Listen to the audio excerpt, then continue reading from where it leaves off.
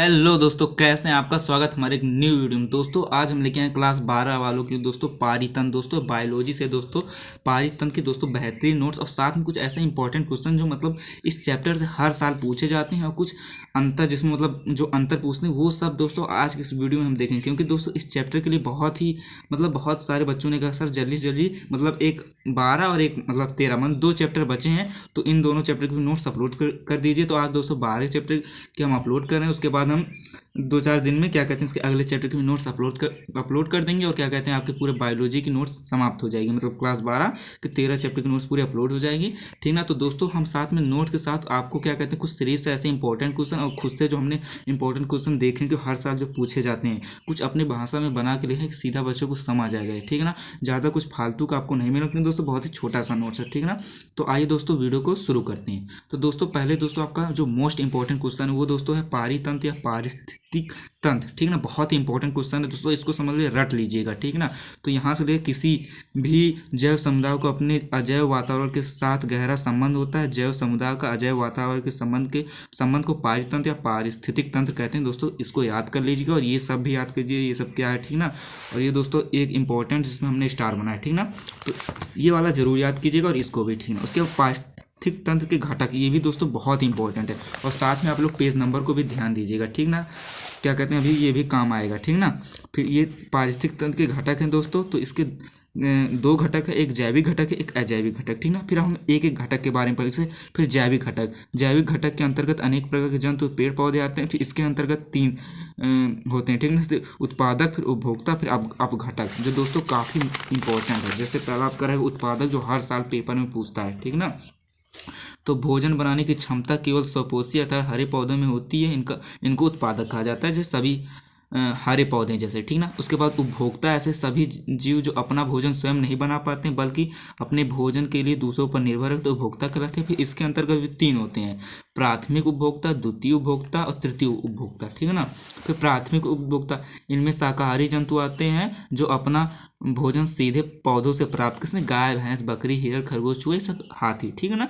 फिर द्वितीय उपभोक्ता, ये मांसाहारी जीव होते हैं जो प्राथमिक उपभोक्ताओं को खाकर अपना मतलब करते हैं, मतलब इनको खाकर तो सांप मेढक भृंग छिपकली छोटी मछली ये सब मर जाते हैं, तो यही लोग छोटे छोटे जीव को खाते हैं, ठीक ना। ये द्वितीय उपभोक्ता हो गया, ठीक ना। उसके बाद ये आपका तृतीय उपभोक्ता है दोस्तों।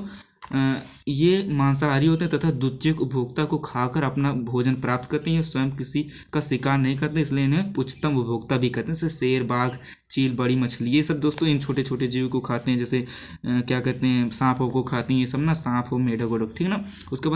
उसके बाद अब अजैविक घटक के बारे में पढ़ेंगे। फिर इसमें निर्जीव वातावरण आता है जो जीवीय घटकों पर नियंत्रण करते हैं और अजैविक घटक निम्न प्रकार के उनसे वायु जल मृदा खनिज ये सब ताप और नमी। फिर इनके बारे में पढ़ना रखिए। अकार्बनिक पदार्थ के बारे में यहाँ पे दोस्तों वाह नहीं बा है, ठीक ना। अकार्बनिक पदार्थ के बारे में पढ़ लीजिएगा।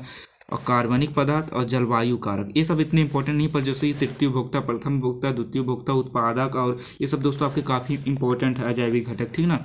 उसके बाद ये इतना इंपॉर्टेंट नहीं है, ठीक है ना। उसके बाद दोस्तों हमारा अगला जो टॉपिक है वो अपघटन, जो दोस्तों बहुत ही मोस्ट इंपॉर्टेंट है। अपघटन क्या होता है?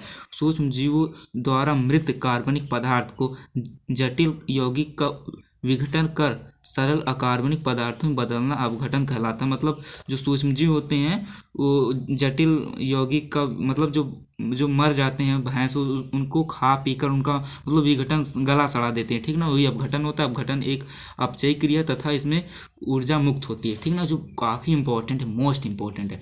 उसके बाद सबसे और भी इससे भी ज़्यादा इंपॉर्टेंट ऊर्जा प्रवाह, जो काफ़ी इंपॉर्टेंट, इसको भी पढ़ लीजिएगा दोस्तों, ठीक ना। ऊर्जा प्रवाह क्या है? उसके बाद पारिस्थितिक पिरामिड, दोस्तों पूछिए मत ये भी कितना इंपॉर्टेंट है, इसको भी आप लोग जरूर पढ़िएगा, ठीक ना। ये तो हो गए दोस्तों ये। अब दोस्तों अब अंतर जैसे आपका पूछता है ये भी देख लीजिए पूरा, ठीक है ना। इसके बाद तो आपका ये अंतर पूछे कि उत्पादक तथा उपभोक्ता में अंतर बताइए, ठीक ना। तो ये दोस्तों बहुत ही इंपॉर्टेंट हेडिंग, क्योंकि उत्पादक और उपभोक्ता में बहुत बार अंतर पूछा है, तो हमने 3 अंतर लिखे हैं, आप लोग भी 3 अंतर पूरा रट लीजिएगा, ठीक है ना। उसके बाद खाद्य श्रृंखला तथा खाद्य जाल में अंतर बताइए, जो काफ़ी ये भी इंपॉर्टेंट है, ठीक ना। इसको भी आप लोग देख लीजिए, इसके पूरे 5 अंतर हैं, बहुत ही मोस्ट इंपॉर्टेंट ये भी अंतर है, ठीक है ना। ठीक ना। तो दोस्तों आपका नोट्स तो यहीं पे समाप्त होता है, बट लेकिन रुकिए दोस्तों, आप हम जानते हैं हम नोट्स के साथ कुछ ऐसे इंपॉर्टेंट क्वेश्चन देते हैं जो हर साल पूछता है। जैसे दोस्तों क्या कहते हैं, हमारा पहला क्वेश्चन ये रहा कि पारीतंत्र को उत्पादकता को परिभाषित कीजिए। ऐसा अभी हेडिंग ही नहीं मिला तो इसीलिए बच्चे कंफ्यूज हो जाते हैं। पर अगर आप हमें सब्सक्राइब करके रहेंगे तो ऐसे ही बेहतरीन क्वेश्चन के साथ हम नोट देंगे। तो पहला क्या प्रश्न है कि पारीतंत्र में उत्पादकता को परिभाषित कीजिए, तो इसको जरूर आप लोग पूरा पढ़ लीजिए, ठीक है ना। यहाँ तक है दोस्तों। उसके बाद हम अपने अगले प्रश्न पर बढ़ते हैं। आपने पूरा देख लीजिए ना।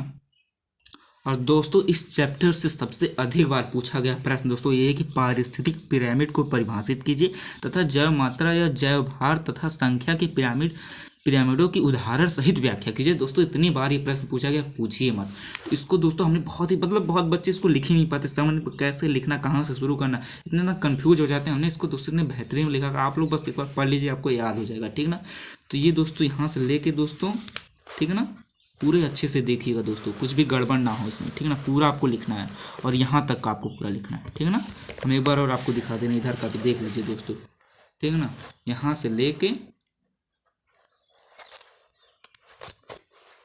ये पूरा आपका ये है, ठीक ना।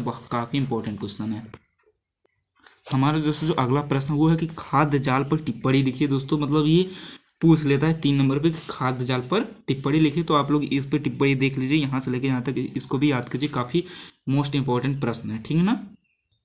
और दोस्तों हमारा इससे सबसे और मोस्ट इंपॉर्टेंट प्रश्न जो क्या 2025 में पूछा भी था, ठीक है ना, कि पारिस्थितिक तंत्र में ऊर्जा प्रवाह का वर्णन कीजिए। तो दोस्तों काफ़ी इंपॉर्टेंट प्रश्न है, इसको जरूर आप लोग पढ़िएगा, ठीक है ना, कि पारिस्थितिक तंत्र में ऊर्जा प्रवाह का वर्णन, इसको पूरा देख लीजिए। पूरा 1 पेज का है दोस्तों, पूरे 5 नंबर का पूछता है दोस्तों, इससे अधिक भी पूछ सकता है, ठीक है ना। पारिस्थितिक तंत्र में ऊर्जा प्रवाह का वर्णन ये आपका हो गया, ठीक है ना दोस्तों। काफ़ी इंपॉर्टेंट प्रश्न है। और हमारा और सबसे इंपॉर्टेंट प्रश्न जो मतलब जिसमें बच्चे बहुत कंफ्यूज भी हो जाते हैं, सबसे इंपॉर्टेंट कि पारिस्थितिक तंत्र कितने प्रकार के होते हैं। एक तालाब में पारिस्थितिक तंत्र के विभिन्न घटकों का वर्णन करना है, ठीक ना। पारिस्थितिक तंत्र कितने प्रकार के सब लोग जानते हैं, ठीक ना। पर एक तालाब में पारिस्थितिक तंत्र के विभिन्न घटकों का वर्णन करना कुछ समझ नहीं पाता करना क्या है, ठीक ना। तो पहले आप पारिस्थितिक तंत्र के बारे में लिखेंगे, उसके बाद ये कितने प्रकार के होते हैं। तो जैसे ये पारिस्थितिक तंत्र मुख्य रूप से 2 प्रकार के होते हैं, एक जलीय पारिस्थितिक तंत्र और एक स्थलीय, ठीक ना। उसके बाद आप लिखेंगे कि तालाब में पारिस्थितिक तंत्र के घटक। तो यहाँ से पूरा आप लोग देख लीजिए दोस्तों। उसके बाद यहाँ से तालाब में पारिस्थितिक तंत्र के घटक, फिर इसमें आप जैविक घटक लिखेंगे, अजैविक घटक, फिर उत्पादक, फिर उपभोक्ता, ठीक है ना। ये पूरा लिख, उसके बाद फिर यहाँ से आप लिखेंगे दोस्तों आप घटक, ठीक है ना। आप घटक के बाद इसमें उदाहरण, ठीक है ना। उसके बाद बस यहीं तक है, ठीक है। ये पूरा लगभग 1.5 पेज का है दोस्तों, इसको जरूर आप लोग पढ़िएगा क्योंकि बहुत ही इंपॉर्टेंट प्रश्न है, ठीक है ना। पारिस्थितिक तंत्र कितने प्रकार, एक तालाब में पारिस्थितिक तंत्र के में विभिन्न घटकों का वर्णन करना है, ठीक है ना दोस्तों। अगले प्रश्न पर हम लोग बढ़ते हैं अपने। और हमारा जो अगला प्रश्न दोस्तों कुछ बहुविकल्पी प्रश्न है, सीधा हमने मतलब सीरीज से बता करा दिया है। ये देख लीजिए कितने स्थान में पूछा भी है और क्या कहते हैं इसके उत्तर भी आपको यहीं पे मिल जाएंगे, ठीक है ना। तो ये 7 बहुविकल्पी प्रश्न इस चैप्टर से मतलब जो अभी तक पूछे गए थे इसको भी पढ़ लीजिएगा, ठीक है ना। उसके बाद दोस्तों अति लघु प्रश्न में ये सब इतना इंपॉर्टेंट नहीं है, ठीक ना। जो इसमें इंपॉर्टेंट हो दोस्तों ये वाला है, प्रकाश संश्लेषण प्रक्रिया के दौरान कौन सी गैस मुक्त होती है, ये 1 2 3 इसको भी आप लोग जरूर पढ़िएगा। अगर आपको लग रहा है ये भी इंपॉर्टेंट तो ये पढ़ लीजिए, मना नहीं करेंगे, मतलब ये गलत थोड़ी नहीं है सीरीज से, ये तीनों को जरूर पढ़िएगा हमारी राय में, ठीक है ना। और उसके बाद क्या कहते हैं, ये हमने नहीं लिखा है दोस्तों, एक्सपर्ट हैंड राइटिंग सोल्यूशन है दोस्तों, देख लीजिए, ठीक है ना।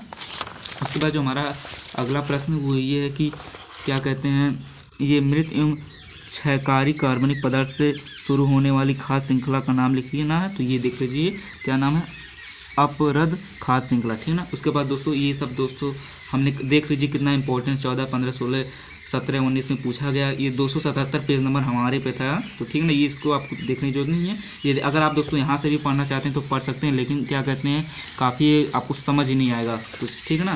पर आपको हम दिखा भी दे रहे हैं, ठीक है ना। पढ़ना मन करेगा तो पढ़ लीजिएगा। और ये इतना प्रश्न इंपॉर्टेंट नहीं है, ठीक है ना। उसके बाद इधर भी कुछ इंपॉर्टेंट नहीं है दोस्तों, पर हम आपको पूरा सीरीज दिखा दे रहे हैं।